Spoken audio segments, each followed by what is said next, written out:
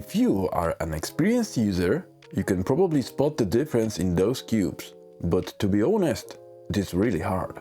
Well, one cube was printed with 3 walls, each 0.45 mm wide.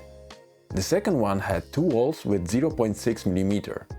And the third one only had one single 1 mm wall. Starting with a 34-minute print, the second one was 8% faster and the third one was 26% faster.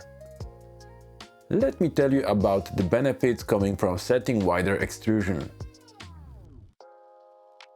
Many YouTubers and researchers like Stefan from CNC Kitchen and Igor from MyTechFun found out that wider extrusion gives us stronger parts. Even using double walls with an extrusion of 0.45 mm will be weaker than 0.9 mm with one wall. It's due to the material solidifying in one piece and also due to squashing the layer to previous one. I like to bump the extrusion width for walls and infill because they are usually not visible. More about it later.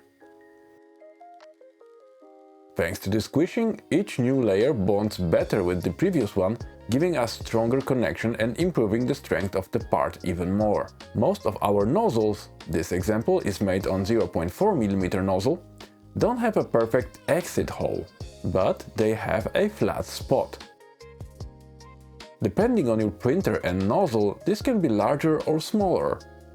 Most 0.4 mm nozzles have a flat tip with a diameter of 0.8 mm, which means that this should make your wall perfectly flat. Changing the setting to more than that can give you random results in terms of quality. If a nozzle is bigger, it will have a bigger flat tip. Remember that by having wider extrusion, your lines have more space to grab each other on overhangs. This can help improve printing without or with fewer supports. That means faster printing, less waste and better quality on overhangs. If your printer is not a speed demon, which means that it can only go 250 mm per second, but your extruder and nozzle are high flow, you can benefit from high-speed filaments. Doubling the extrusion width also increases the flow of the filament.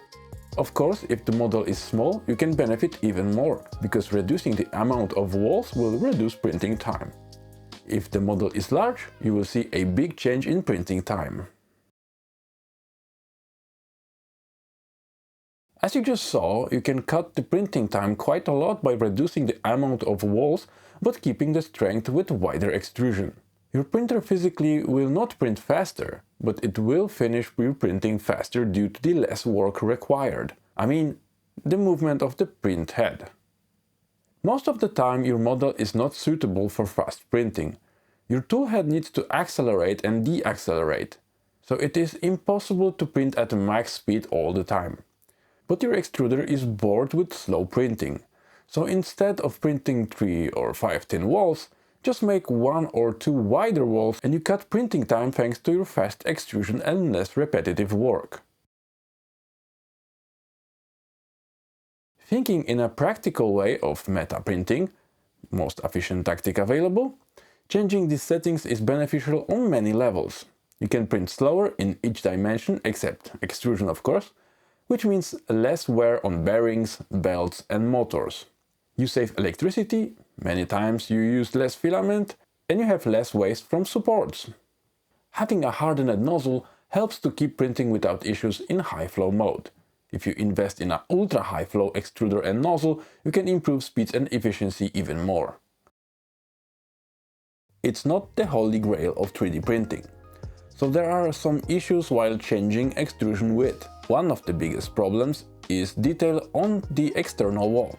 The wider the extrusion, the fewer details you will see. In that case, sometimes you just need to keep the outside perimeter as it is and change the width of the internal structure. The same goes for the bottom and top layers. If your extrusion is not optimal, which is usually 110% of your nozzle size, you can get bad looking surfaces, over extrusion, blobs, uneven edges, etc. The last known issues are bridges. Depending on your preferred settings of course, If the bridge is too wide and it goes too slow, it will fall down and look bad. But fortunately, you can set the bridges to have separate settings. So, if your printer is able to print with high flow, or you just want to cut the printing time by reducing the amount of walls and lines, I prepared some settings that are optimal for wider extrusion. First, be sure to set the correct temperature for the nozzle. If you have high-speed filament, usually they need to have a higher temperature for this task. For example, our high-speed PLA beige latte can be printed at 250 degrees Celsius on high speed. If I need to print something with details, I will change the infill and internal walls to 0.8 or 1 mm width and reduce the walls to 2. If the model is simple and doesn't need any details, or it's printed in vase mode, I will leave only one wall and change the external wall width to 0.8 or 1 mm. Remember to set your max volumetric flow of the filament and printer to something around 40 cubic millimeters per second to get most out of the printer and filament. In case your printer is clogging, it means that something hit the limit. Maybe the extruder or maybe the filament. You can try to slow down printing or increase the nozzle temperature. Try to find your best combination of settings. And if you have some cool advice for us, you can share it in the comments. This is all for today, so thank you for watching and remember to subscribe to our channel.